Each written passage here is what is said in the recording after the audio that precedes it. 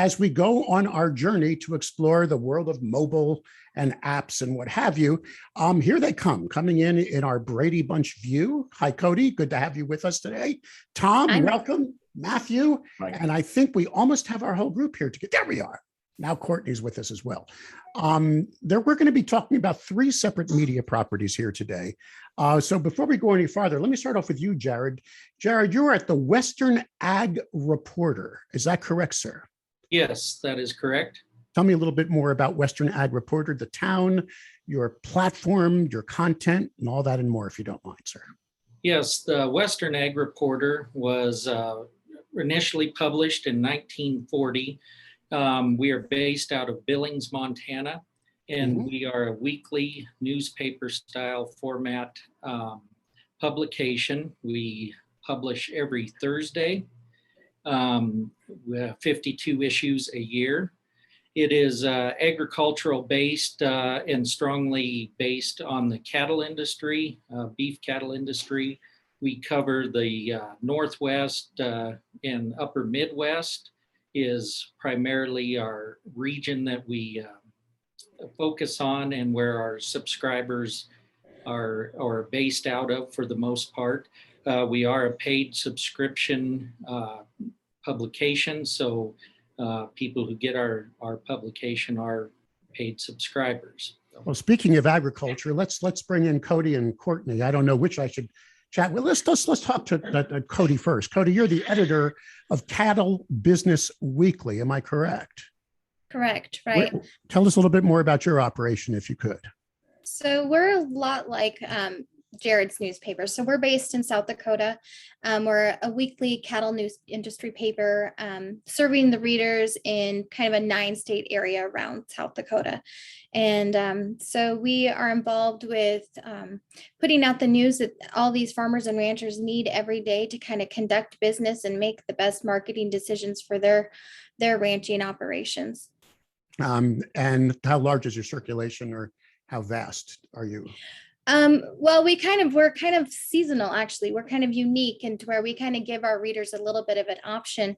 We have a kind of a busy season for us, which is January through April, when a lot of people are marketing their cattle, marketing their and having what we call bull sales. And so we actually offer our subscription service to do a 6-month option. And so then we'll go up in circulation to around 11,000, 12,000. Wow. And Courtney, you're kind of the digital maven of the company. Am I using the correct term, Courtney? No, I do a little bit on our website, but for the most part, I handle the print option, graphics for the print newspaper.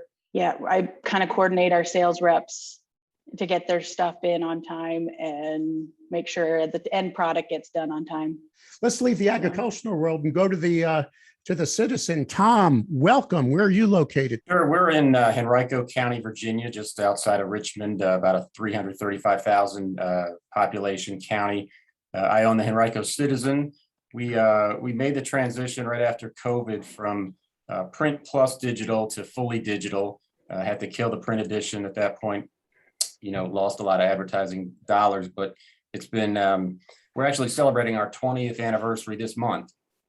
So that's kind of an exciting thing for us, and readership has really increased since we went fully digital. We're now 5 days a week across a bunch of different platforms, and there's been no shortage, obviously, of reasons for people to read with COVID and education. Those have been the 2 big ones for us.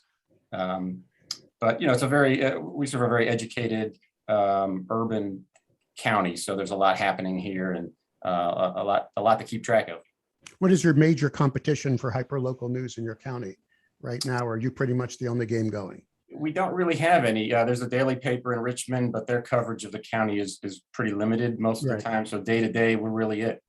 And you obviously focus on hyperlocal. You're covering the school board. You're on top of any important events. And do you still have content that leans toward the community, like church suppers, if anyone's having one during COVID, or the local high school football and all that and more?